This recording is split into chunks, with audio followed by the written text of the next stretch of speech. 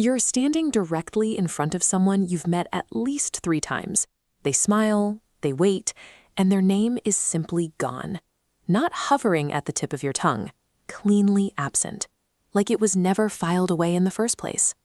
What follows is 12 seconds of pure improvised theater. You angle your body.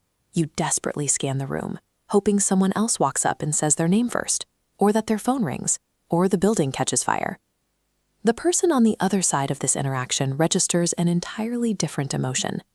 To them, having their name repeatedly forgotten lands as a small, pointed message.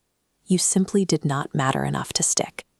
That is what their brain hears, regardless of logic. And then there is the quiet guilt you carry away from the exchange. If you do this chronically, you have likely been led to believe you are careless, self-absorbed, or perhaps less intelligent than those around you. But chronic name forgetters are usually none of those things. The shame relies on a strict misunderstanding of how human memory actually operates. You are not broken. You are dealing with a highly complex, highly associative mental architecture. Take a look at the cognitive load of a standard introduction. Your working memory is mapped out here as a central hub, and in those first few seconds, it is simultaneously reading facial microexpressions, assessing social standing, registering tone, and calculating whether this person actually likes you. Add to that the internal monologue of a self-aware person. You are editing yourself in real time, wondering if your handshake is too firm or if you are making appropriate eye contact. The system becomes completely constricted by its own processing. Psychologist Malcolm Brenner documented a version of this in 1973 called the next-in-line effect. He found that when people anticipate their turn to speak in a group, their ability to remember what the person directly before them said plummets. They are already preparing their next sentence. During an introduction, your brain is entirely occupied with social survival. Forgetting a name in this state is a predictable failure of attention caused by an overloaded system, rather than a failure of memory. Into that exact moment of cognitive chaos, someone hands you a single arbitrary sound. "Hi, I'm 7. To see why that specific sound fails to stick, we can look at a 1987 study by researchers McWeeny and Ellis.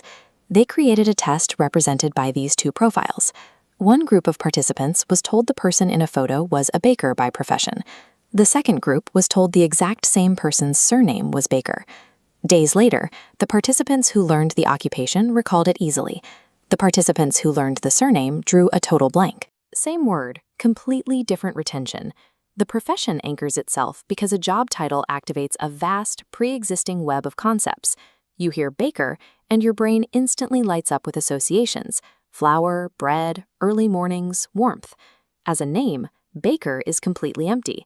It floats there, isolated and rootless, triggering zero contextual associations. Your brain acts as an efficient, ruthless editor. It refuses to operate like a hard drive, storing every piece of raw data. It preferentially discards meaningless, isolated labels to hold on to concepts that carry actual substance. People who routinely drop names often share a specific trait. They are highly associative thinkers. Their memory is richly contextual. If you ask them what someone was wearing 3 years ago, or the exact look on their face when they said something painful, they will tell you. Think about the last funeral you attended.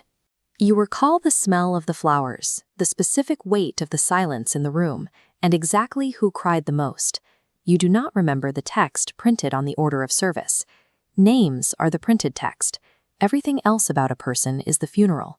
Your brain was simply too busy cataloging the deep emotional reality of that specific interaction to store a superficial label.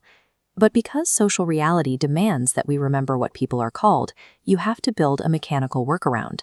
This schematic shows how repeating a name instantly and linking it to a visual or a concept you already know creates a literal bridge.